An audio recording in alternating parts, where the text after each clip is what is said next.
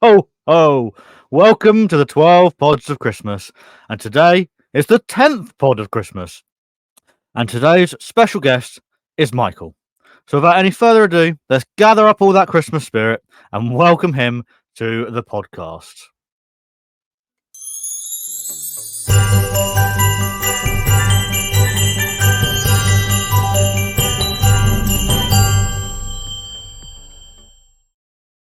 Hiya. Hello, Michael.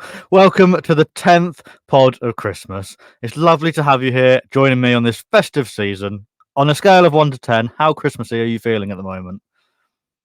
At the moment, about a 5. Yeah, that's fine. Yeah, So almost there. we're early November, so 5 out of 10. Early November is good. Obviously, Halloween's done. yeah, Halloween's done. It's Christmas time.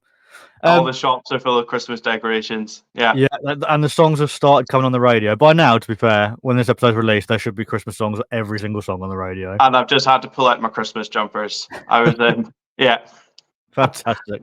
earlier this year. Before you came on, I gave you a list of Christmassy questions, all based around an animal. Could you let me and the listeners know which animal you've chosen for today's episode, what their name is, and why you've chosen them? So I've went for my pair of pink-tongued skinks, which are called Crash and Bandit.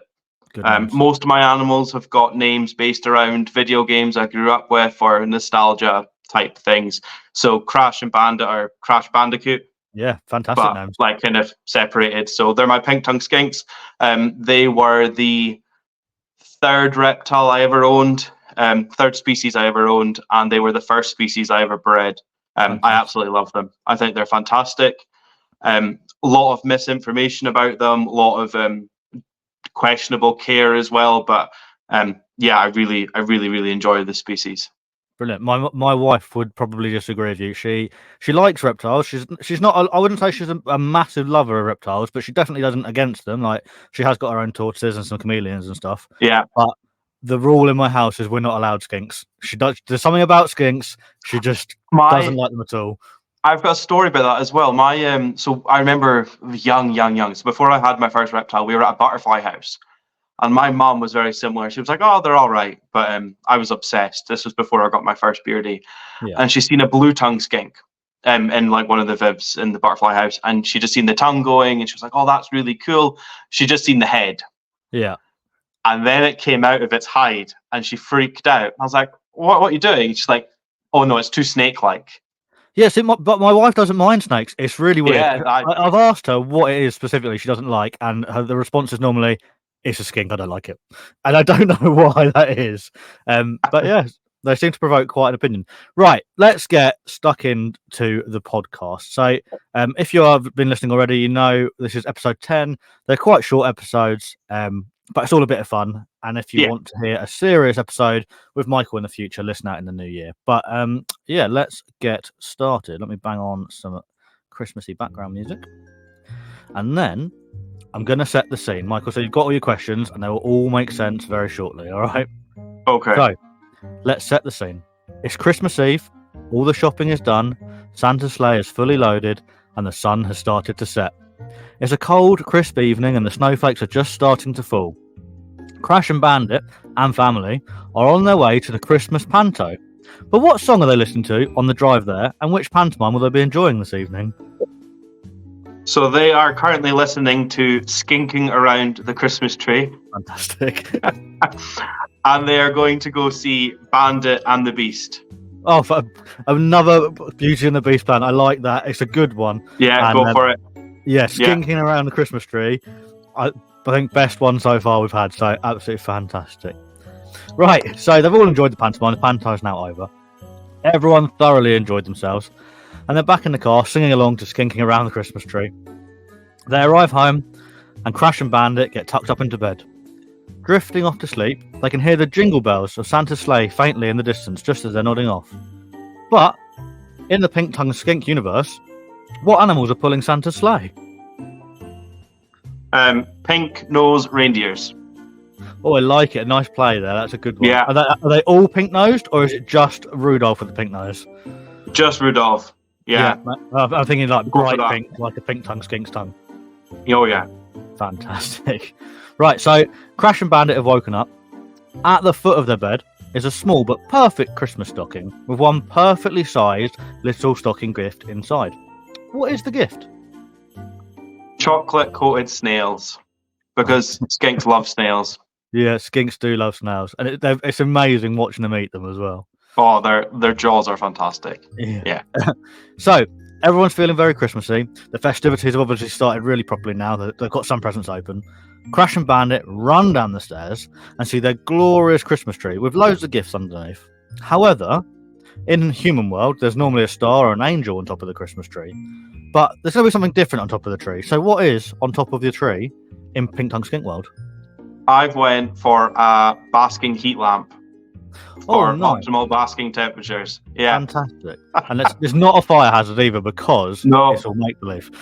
Yeah. But yeah, fantastic. And then, right, so we mentioned under the tree are loads of Christmas gifts. But specifically, there is one very large present. And that's got Crash and Bandit's name on it. They can't wait to unwrap it. So in a flurry of excitement, there's wrapping paper everywhere. Suddenly they stop, gasp, they sit and just stare in amazement as the present that was at the top of their Christmas list that they really, really wanted was sat there right in front of them. What did they get for Christmas? So they gave each other a really good night's sleep because Pink Tongue Skinks would be brewmating during Christmas. So the fact they're actually awake during this time is quite special. So they're going to get a good sleep. Nice. To be fair, I could do with a good sleep for Christmas. That would be a great 100%. Right. Counting down to the holidays. Yeah, that's fantastic. So presents have all been unwrapped. Bucks Fizz has been enjoyed. And now it's time for what I consider the main part of Christmas. Christmas dinner time. So what are Crash and Bandit having for their ultimate Christmas dinner? So I've went for the cheapest, processed, genetically modified tin of dog food that they can find. Right, okay. And is that because everybody thinks skinks love dog food? Yeah, and I presume they don't. I don't know much about skinks, to be honest. It's a running joke. Right, okay, I like that. Yeah. So yeah, the cheapest dog food they can. Yeah, just the really bad stuff, the stuff you get from Poundland. That's just that's the sort of stuff my dogs really enjoy, and you like. Really the nasty, yeah. To be fair, they don't get it, but anything out of a tin that doesn't look like a real food item. The more processed, the better. Yeah, I bet that's what they would enjoy. Yeah, probably. To be fair, they eat everything, so Right. Anyway, so everyone's had their fill. Maybe a little too much food. Especially from this over-processed dog food. So it's time to settle down on the sofa and watch a movie to let all that delicious food go down. So what film will Crash and Bandit be watching? So I went for a play on Christmas in Paradise, but instead of Paradise, it'll be Christmas in Brumation. Fantastic. And they're enjoying their nice sleep. So it's a perfect film to sit in your Christmas coma, just sort of watching the film, drifting off. That's fantastic. But, hang on, wait, what's that? Everyone's still feeling a little snacky after Christmas dinner. So what's their sort of mid-movie snack? Ooh. I think they'd go for some roasted snails over the fire pit. Yeah, a bit like a roasted chestnut, but nice. I like that. Sit there, they can have a nice bowl of them, a bit warming, fill that gap. Fantastic. So the film is over. Everyone's food's gone down nicely, and they've all enjoyed a nice relax. It's now time for a Christmassy tipple and an evening game. So what are Crash and Bandit, the Pink Tongue Skinks, having in their glass, and what sort of Christmas game are they playing? Well, I think it would have to be some whiskey, because you can't have a Christmas without a whiskey. And then they're going to play Ticket to Ride, which is one of my favourite games to play around the holiday season. I don't know if I've ever heard of Ticket to Ride.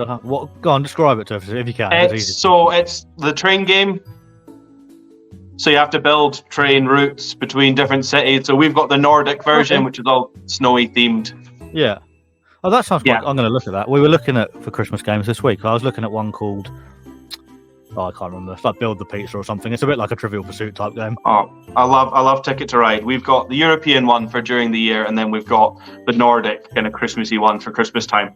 I did look to see if there was an Australian version, but unfortunately not. So that's fine. I'm going to jump on Amazon straight after this and have a look, because the more Christmassy games, the better. So, what a day! And Crash and Bandit, the Pink Tongue Skinks, have had such a good day, and there's only one thing left to do before they go to bed, and that is sing the ReptiChat Christmas song. So, if you would like to join me, it will be on screen. It's a bit like karaoke. The recording will lag, and it probably won't be in time, but we're all enjoying ourselves. And if you are watching at home, especially with your kids, get some videos, chuck them on Instagram. There's no reason that everybody can't be joining in with the ReptiChat Christmas song. So I am tone deaf. It doesn't matter. We're going to enjoy it. Don't worry.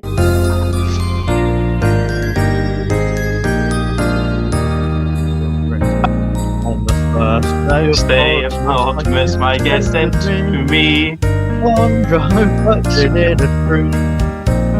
On the second day of Christmas, my guest had sent to me two trees and a chondro touching in a tree. On the third day of Christmas, my guest had sent to me three frilled dragons, two cheeky meerkats, chondro touching in a tree. Keep going, come on. On the fourth day of Christmas, my guest had sent to me four blue tree monitors, three frilled dragons, two cheeky meerkats, a chondro perching in a tree. On the fifth day of Christmas, my guest had sent to me five peachy iguanas, four blue tree monitors, three frilled dragons, two cheeky meerkats, and a chondro perching in a tree.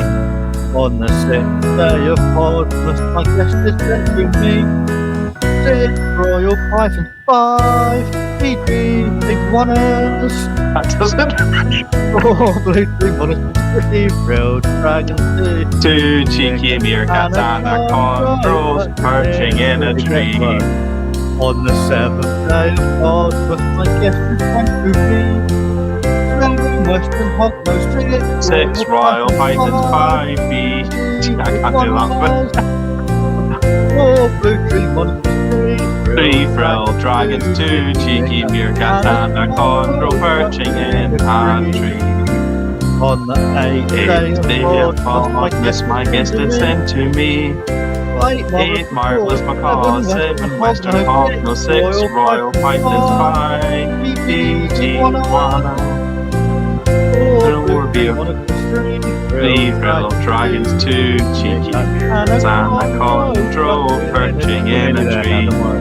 On the ninth day of Christmas, my guest had sent to me nine mangrove monitors, eight macaws, six royal pythons, five PG iguanas, seven there's three frilled dragons, two cheeky meerkats, a chondro perching in a tree.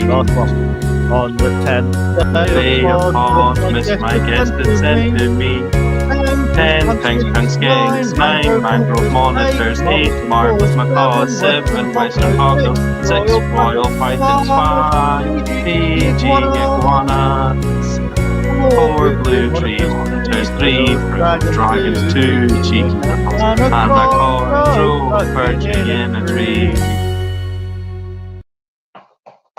Wow. It doesn't get any easier with each episode. I'm not gonna lie. And each episode. How many times have you sang that now? If they're listening to this, 10. Right, that's what we'll say 10 at the moment. But the laptop does not like the song. It lags and it's just not very in time. No, I was following the words and then I was hearing you in the background. I was like, I'm completely off here. Honestly, it doesn't matter. The podcast is short enough that if everyone's listening, hopefully they're just laughing at how bad the singing is. And I really hope the guests before me really went to town on that. I expect some pretty good singing. On day 9. I can tell you because, so Paul, who was yesterday or the previous episode, he was singing beautifully. I can imagine. What a singing voice. Because I can't remember. Let's just say that, and not that I'm recording these out of order. So, ho, ho, ho. I hope you have enjoyed today's podcast of Christmas. Thank you very much, listeners, and tune back in a few days to listen to the next one. If you want to find anything out about Michael, find out where he is, go and check the link in the description. It's all down below. Thank you. And until next time, see you later.